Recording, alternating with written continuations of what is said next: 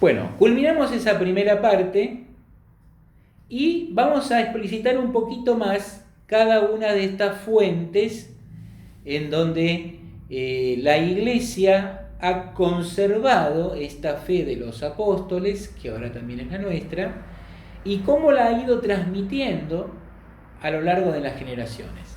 El primer lugar donde está la fe, ya lo hemos visto esto, pero yo quería recrearlo con ustedes un poquito más, es la Sagrada Escritura. Una Sagrada Escritura, también llamada Biblia o Palabra de Dios, está compuesta por los libros del Antiguo y del Nuevo Testamento.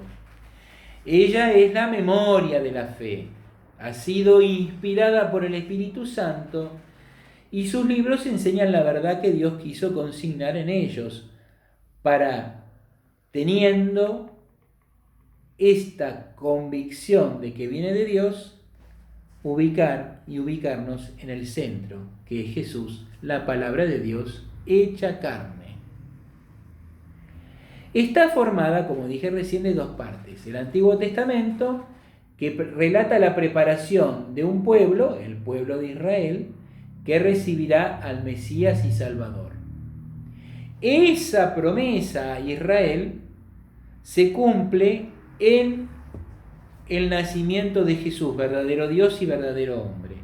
Y esto comienza, así comienza el Nuevo Testamento, con la venida de Jesús. Tanto en Mateo como en Lucas, desde su nacimiento, en Marcos y Juan, con su ministerio. Este Nuevo Testamento relata lo que el Salvador, lo que Jesús vivió, hizo y transmitió. Y lo que hicieron y se enseñaron sus seguidores, los apóstoles. Toda la Biblia, tanto en el Antiguo como en el Nuevo Testamento, lo que nos ayuda es a prepararnos y disponernos para recibir el don de la salvación. La segunda cosa en la cual se basa esta explicitación, este mostrarse de Dios, esta revelación, es la tradición. La tradición de la Iglesia consiste en costumbres y enseñanzas que se nos transmiten desde el comienzo del ministerio de la Iglesia y a lo largo de su dilatada vida secular. La Iglesia tiene 2000 años. En el año 2033 cumpliremos el segundo milenio de la redención. Y ese día, en esa fiesta, se cumplirán 2000 años del nacimiento de la Iglesia. 2000 años. Imagínense lo que significan 2000 años. Es un tiempo enorme para el género humano. Es una de las religiones más antiguas, el cristianismo. El judaísmo, 5700. Por ahí tengo el número anotado. Son religiones antiquísimas. Esta tradición, porque las cosas buenas se van guardando, como guardamos un objeto querido de nuestros padres, de nuestros abuelos, de nuestros bisabuelos. A lo mejor la casa en que vivimos vivían nuestros bisabuelos.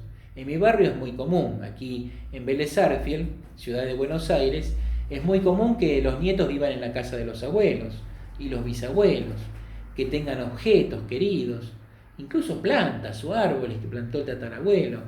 Es muy común aquí. La gente se queda a vivir en la casa de sus antepasados. Es una tradición de cosas lindas. Tradición es llevar. Llevar. Un lugar donde la Iglesia ha guardado esta revelación es la liturgia, o sea, los ritos y modos propios de la celebración de los sacramentos y del culto divino a través de los siglos. Hay una ley muy antigua que dice que como rezamos es lo que creemos. Lex orandi, lex credendi. Yo rezo en el nombre del Padre, del Hijo y del Espíritu Santo, creo eso, porque la oración se me va haciendo una segunda naturaleza en mi corazón. Va llenándome el corazón, la oración, y también eso va llenando mi mente, va llenándome de Dios. Dentro de la tradición hay una cosa muy importante que yo siempre la menciono, y la he mencionado acá, que es a los padres de la iglesia. Los padres de la iglesia son hombres sabios que vivieron hasta el siglo VII de la era común, de la era cristiana. Estos padres son formadores de la comunidad eclesial. A ellos se le debe la precisión doctrinal sobre la persona de Jesús. Por ejemplo, San Ambrosio, San Juan Crisóstomo, San Agustín, San Ignacio de Antioquía, son todos padres de la iglesia, algunos de ellos obispos, otros escritores sagrados. San Jerónimo, que tradujo la Biblia de las lenguas originales, hebreo, griego, arameo, a la lengua que en ese momento era la más importante, el latín. Un padre de la iglesia. Han hecho una obra, una predicación, han contado lo que a su vez ellos recibieron como testimonio, llenos de alegría. Algunos de ellos fueron alumnos de los apóstoles o alumnos de gente que conoció a los apóstoles. Los padres de la iglesia son muy importantes porque en los primeros siglos de la expansión del cristianismo se producen cosas muy valiosas. Los concilios ecuménicos, donde se fijan ciertas verdades acerca de la persona de Jesús. Por lo tanto, los padres les debemos muchísimo. Hay otra fuente muy linda, ya vamos a hablar de los concilios, ahora un poquito más adelante, pero hay una fuente muy linda que es parte de la tradición, que se realiza por medio de las costumbres de la iglesia. Lo mencioné recién. ¿Y qué son las costumbres de la iglesia? Y la costumbre de la iglesia es, por ejemplo, hacer lugares lindos. Hay iglesias que son preciosas. Para que algo sea lindo tiene que intervenir ¿quién? Un artista. Los artistas van transmitiendo la fe, embelleciendo las iglesias con imágenes, con cuadros, con esculturas, con la misma arquitectura de un templo, y eso nos ayuda a acercarnos más a Dios. Uno entra a una iglesia y dice, qué lindo este lugar. Claro, la atmósfera es distinta, no es un lugar común, es una iglesia donde uno tiene la certeza de que Dios vive. Dios está en todas partes, en todas partes. En las iglesias encontramos el lugar donde Él mora en comunidad, y eso nos amplía el corazón. Por eso aquí viene lo que sigue, el arte cristiano. El arte cristiano que va a llenar todos los lugares de belleza, y la belleza nos lleva a Dios. Parte de la tradición es también la vida de los santos. Los santos nos han influido muchísimo y nos influyen mucho. ¿Quién puede desconocer lo valioso que es la vida de San Francisco de Asís? Francisco de Asís fue una vida sumamente valiosa porque rescató el lugar de la austeridad y de la pobreza para encontrarse más libremente con Dios. San Francisco es fundamental. San Ignacio de Loyola, que descubrió un método, los ejercicios espirituales, para encontrar la voluntad de Dios. Buscar y encontrar la voluntad de Dios. ¿Qué tengo que hacer con mi vida? ¿Para dónde tengo que ir? Si ya hice una opción, ¿cómo puedo seguirla con más fruto? San Ignacio de Loyola. Santa Teresa de Jesús nos revela el corazón místico, cómo es la iglesia místicamente, cómo es el corazón humano, el alma humana, cómo se va acercando a Dios y está llena de cosas para acercarse a Dios, para abrirle la puerta. Santa Teresita nos enseña cómo es amar a Dios en lo cotidiano, en la alegría y la sencillez de las cosas de todos los días. La Madre Teresa de Calcuta, cómo nos enseña en la santidad del compartir con los hermanos más necesitados una mano concreta, cómo es cuidar al enfermo más abyecto, a ese que nadie quiere acercarse, cómo es higienizarlo, darle de comer, darle la medicina, estar junto a él, orar, sea cristiano o no. La Madre Teresa es un impacto impresionante en el tiempo en el que vivimos. El Beato Carlo Acutis, un muchacho que manejaba esto que nosotros tenemos de las redes y de la computación y del internet, y a partir de eso él buscó el modo de transmitir la fe a sus hermanos más jóvenes y a todos, por ejemplo, a través de presentaciones. Aquí tuvimos en la parroquia Buen Consejo la visita de su reliquia y disfrutamos de toda una exposición que él realizó a través de armar desde su investigación en internet una exposición de los milagros eucarísticos. Impresionante. Lo exhibimos acá, el trabajo de Carlo Acuti, un joven beato, fue exhibido en esta parroquia. Alguien que en nuestro tiempo se animó a compartir la fe y a mostrarla de un modo nuevo, más de este tiempo. Los santos son sumamente importantes y nos han ayudado con espiritualidades, franciscanos, dominicos, carmelitas, jesuitas, etc. Y ahora con mucha fuerza los laicos, la espiritualidad de los laicos, el Beato Carlo Acutis y tantos otros. Los santos y santas tienen nuestra veneración y muchas veces ellos tienen algún templo dedicado. Por ejemplo, la Virgen María es uno de los santos que tiene más templos dedicados en el mundo. En esos lugares tenemos un encuentro cariñoso con los santos, pero especialmente con el Dios de los santos, con Jesucristo. Esta es la tradición.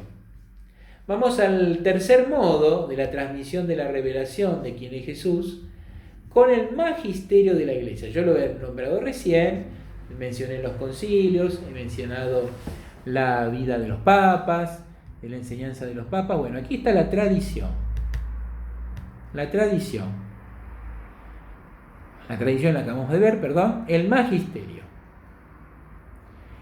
¿El magisterio qué significa? La palabra magisterio. No es la carrera de magisterio que se inicia cuando uno termina el secundario y después de un tiempo se recibe en licenciado en educación, licenciado en magisterio o licenciado en enseñanza. No, el magisterio es otra cosa. Los papas y los obispos enseñan. Pedro y Pablo enseñaban. Hoy es el día de Pedro y Pablo. Al final vamos a rezar con Pedro y Pablo. Enseñaban. Y eso se llama cátedra, porque en las iglesias más importantes, las catedrales, hay una sede donde ellos se sientan y pueden predicar sentados si quieren, la cátedra. En esa cátedra ellos explican la fe, la ponen al día, la ponen al servicio de todos, en la realidad cotidiana que les toca vivir. Entonces, eso se guarda, ese magisterio, porque muchas veces enseña cosas hermosas y muy valiosas. Siempre enseña cosas buenas, porque la palabra de Dios siempre es para edificación de todos. Y eso se va guardando. La de los obispos en comunión con el Papa, y el Papa es el padre de todos, es el sumo pontífice, es el gran articulador, el que nos une. En el Papa estamos unidos juntos para adorar y amar a Jesús. Y ese Papa y esos obispos tienen magisterio, enseñanzas, que se escriben. Entonces, en esa escritura, en esos testimonios, en esos documentos, encontramos enseñanza. Y hay uno que es muy solemne. Cuando el Papa y los obispos se reúnen en concilio. Es una reunión de obispos de todo el mundo donde determinan alguna verdad o algún modo pastoral de seguir adelante. Miren, en el tiempo que vivimos, el Papa Francisco está trabajando junto con los obispos de todo el mundo una palabra que a ustedes les debe sonar de Buenos Aires. Si han ido a alguna misa, la palabra sínodo, sinodalidad. La iglesia de hoy tiene una mayor conciencia de que caminamos juntos, pastores y ovejas, laicos y clérigos, obispos y pueblo de Dios. Caminamos juntos y encontramos juntos la voluntad de Dios. La iglesia cree en la voluntad de Dios. Nosotros creemos que hay una manera de encontrar la verdad. La vamos encontrando según lo que el Espíritu va diciéndonos a cada uno. Y en eso que nos va diciendo, que nos va contando al corazón, encontramos cuál es su voluntad. Porque todos recibimos el Espíritu de Dios, pero el Espíritu habla a cada uno y se le manifiesta a cada uno según su lugar, según su forma de ser, según su estilo, según su edad, según su educación. Pero el Espíritu habla. Entonces, eso se ha traducido, por ejemplo, en Buenos Aires, en el Sínodo de Buenos Aires. El Sínodo de Buenos Aires, que ha comenzado y ya concluido, está ahora en aplicación. Realizó varias recomendaciones y varias formas de ver las cosas. Aquí tengo, miren, las conclusiones. ¿Ven? Está al revés porque estamos transmitiendo con la cámara frontal. ¿Ven? Aquí están. El documento final del primer Sínodo de Buenos Aires. Aquí están las diversas recomendaciones, y esto es magisterio también, las diversas recomendaciones y prioridades que tiene nuestra diócesis. Por ejemplo, yo les voy a leer una de las prioridades pastorales que tiene. Miren, una propuesta para permanecer creativamente en el servicio compartido y la búsqueda del bien común. Por ejemplo, la Iglesia propone espacios para discernir juntos, compartir espacios con las personas que sufren y con aquellas más pobres para encontrarnos, escucharles cuáles son sus dolores y sus esperanzas, y discernir, palabra muy valiosa, los desafíos históricos y los caminos a transitar, cuidando especialmente que sean sujetos activos, quienes todos, los pobres y los que no son pobres, en la transformación de su situación, y dejando que cada comunidad se transforme en un hospital de campaña. El Papa Francisco dice que la Iglesia, en este tiempo que vivimos, es un hospital de campaña que recoge a muchos heridos y a los cuales cuida. Por ejemplo, propone considerar la elaboración de proyectos entre parroquias de diferentes barrios. Miren qué lindo, si las parroquias de diferentes barrios se ponen de acuerdo en un proyecto con respecto a un tema. Por ejemplo, cómo atender mejor a las personas en situación de calle.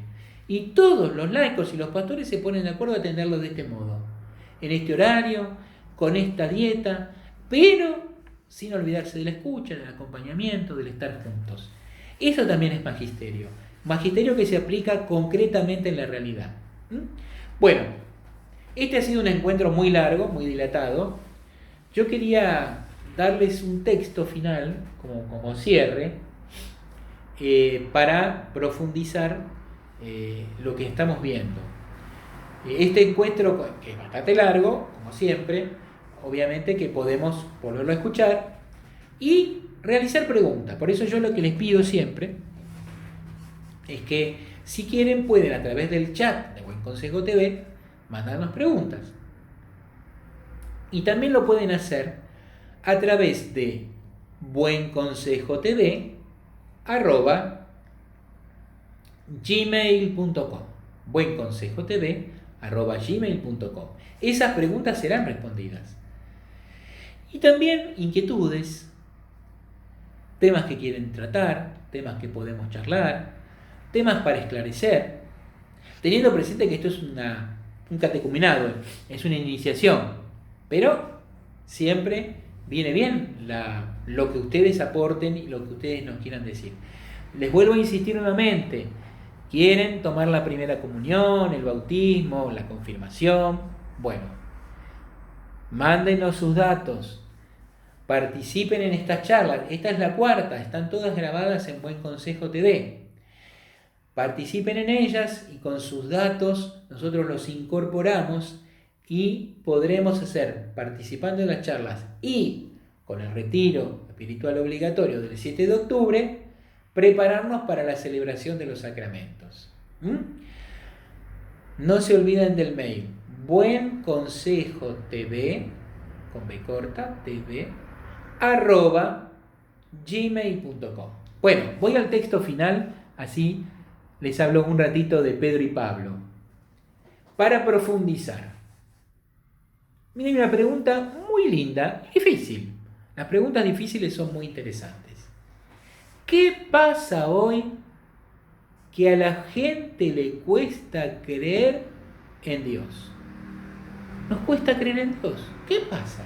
¿Por qué pasa eso? Acá hay una explicación muy interesante. Hasta el siglo XVIII, el Dios personal del judeocristianismo daba sentido a la vida y coherencia al pensamiento.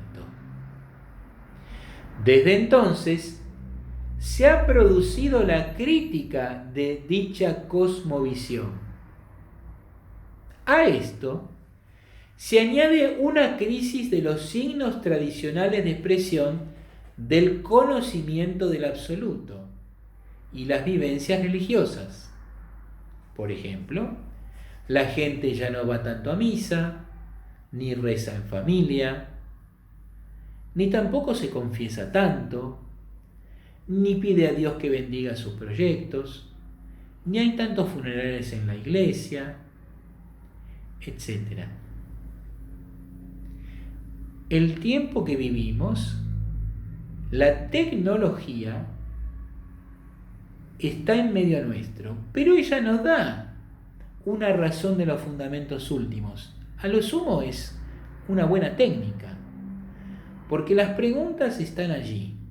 Y las personas de hoy, como todos, de todos los tiempos, necesitan y buscan una nueva forma de vincularse con Dios.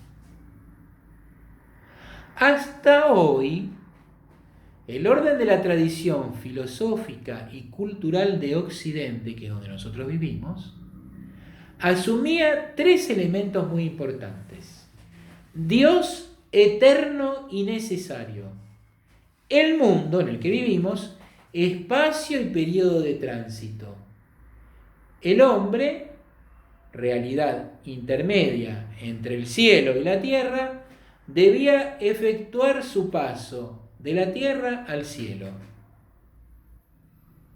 La cultura actual considera este mundo como hechura solamente del ser humano, su único responsable.